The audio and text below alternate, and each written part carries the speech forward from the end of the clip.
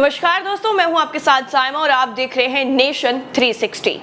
आज उन सबकी छाती पर सांप लौट गया होगा जो रोहिंग्या मुसलमानों को लेकर जहर उगलते थे, जो ये कहते थे कि रोहिंग्याओं का कोई हक ही नहीं है, रोहिंग्या अगर सड़क पर हैं तो हमें कोई फर्क नहीं पड़ता है, रोहिंग्या हमारे देश पर बोझ बने हुए हैं। उन सबको आईना दिखाया है खुद उनके आका ने और बता दिया है कि सबसे ऊपर अगर कोई होता है तो वो आका ही होते हैं।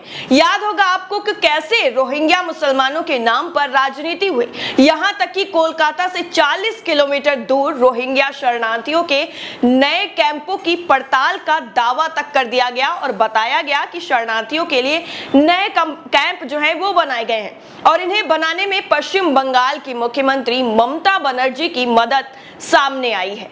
तो भक्त मंडली के मुखिया ने ममता बनर्जी को मुमताज बेगम तक बोल दिया था। यानी ये लोग मुसलमानों से नफरत इस कद्र करते हैं कि ये एक राज्य की मुख्यमंत्री के बारे में इस तरह के शब्दों का इस्तेमाल कर सकते हैं। दरअसल संबित पात्रा ने बहस के दौरान इस बात का जिक्र करते हुए कहा था कि ममता बनर्जी ने खुद कहा था कि वो यूएन की बात मानेंगी, भारत सरकार क्या कह रही है उससे उन्हें कोई लेना देना नहीं है। क्या यही ऐसा होता है कि सरकार और सुप्रीम कोर्ट के आदेश को ना मानते हुए तानाशाही का रवैया अपनाया जाए? इतना कहते हुए संबित पात्रा बोल उठे कि इन्हें ममता नहीं मुमताज बेगम बोलिए। यानी इनकी जो मुसलमानों के प्रति नफरत की राजनीति है वो खुले आम टीवी चैनलों पर, नेशनल टीवी चैनलों पर खुलकर सामने आ चुकी है। लेकिन अब राष्ट्रीय राजधानी यानी देश की राजधानी दिल्ली में रह रहे रोहिंग्या शरणार्थियों को खुद केंद्र सरकार ने बड़ा तोहफा दे दिया है।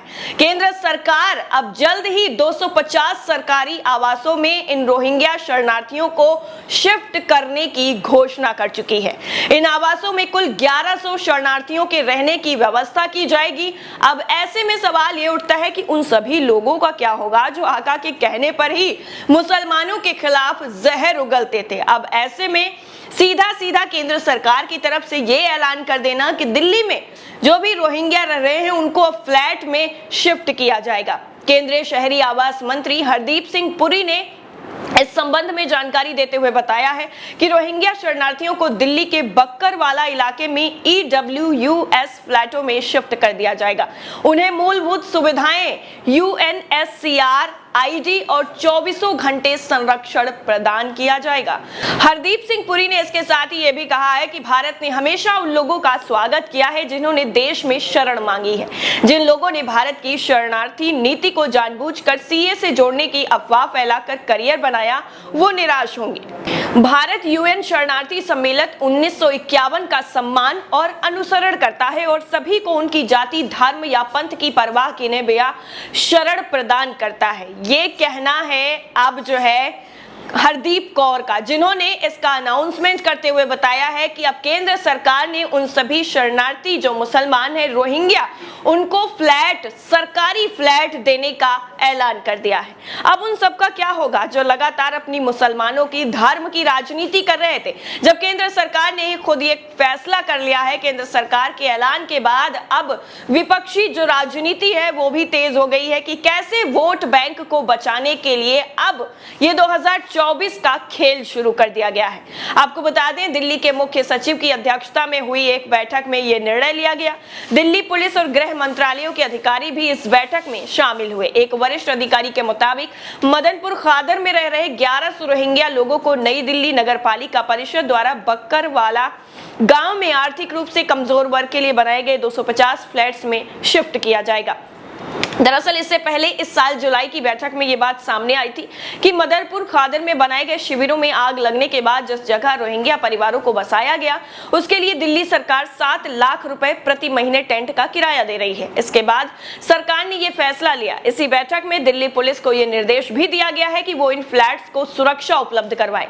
वहीं दिल्ली सरकार का सामाजिक विकास मंत्रालय इन फ्लैट्स में पंखा, 3 वक्त का भोजन, लैंडलाइन फोन, टेलीविजन और मनोरंजक सुविधा सुविधाएं भी उपलब्ध करवाएगा।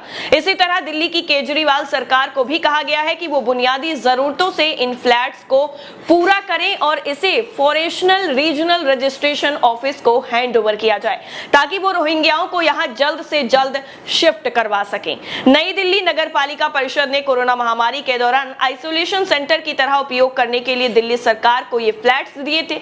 रोहिंग्या परिवारों को इन ईडब्ल्यूएस फ्लैट्स में शिफ्ट करवाने में विदेशी क्षेत्रीय पंजीकरण कार्यालय दिल्ली सरकार की मदद करेगा। यानी अब जितना जल्दी हो सकेगा उतना जल्दी इन रोहिंग्या शरणार्थी जो मुसलमान हैं उनको अब सरकारी फ्लैट्स में शिफ्ट करवा दिया जाएगा। इतना ही नहीं, उनको वो सारी सुविधाएं दी जाएंगी जो एक आम नागरिक देश में रहकर ले रहा है, चाहे वो मनोरंजन की हो, खाने की हो, सुरक्षा की हो, यहां तक कि अब दिल्ली पुलिस उन फ्लैट्स की सुरक्षा में तैनात की जाएगी। ये ऐलान किया गया है केंद्र सरकार की तरफ से। केंद्र सरकार ने ये पूरा फैसला लिया है। अब केंद्र सरकार के फैसले पर उंगली उठाने के लिए क्या संबित पात्रा सामने आएंगे या फिर वो लोग सामने आएंगे जो सिर्फ और सिर्फ मुसलमान का नाम आते ही उनको जज करना शुरू कर देते हैं कि सिर्फ ये आतंकवादी ही होगा या फिर उग्रवादी होगा या ये पत्थरबाज होगा, इसके अलावा और कुछ नहीं होगा। अब ऐसे में केंद्र सरकार के इस ऐलान के बाद जिस तरह की विपक्षी राजनीति शुरू हुई है वो भी अब अलग करवट पर लेने जा रही है। बताया जा रहा है कि कैसे अब वोट बैंक को मजबूत करने के लिए केंद्र सरकार अपनी ही नीति के खिलाफ, यानी बीजेपी अपनी ही नीति के खिलाफ अब खड़ी हो गई है। खुद मुसलमान और जो है हिंदू मुसलमान की राजनीति करने में हमेशा बिजी नजर आते हैं, लेकिन जहां पर बात वोट बैंक की आ जाती है तो वोट बैंक खिसकता हुआ कोई भी नहीं देख सकता है। अब ऐसे में केंद्र सरकार की तरफ से लिए गए इस फैसले पर आप क्या सोचते हैं और रोहिंग्या मुसलमानों को जो सरकारी फ्लैट्स दिए जाएंगे उस पर आपकी राय क्या है? कमेंट सेक्शन में हमसे साझा जरूर करिएगा। बाकी नेशन 360 को सब्सक्राइब कर लें ताकि सारी अपडेट्स आप तक पहुंच सके। जय हिंद।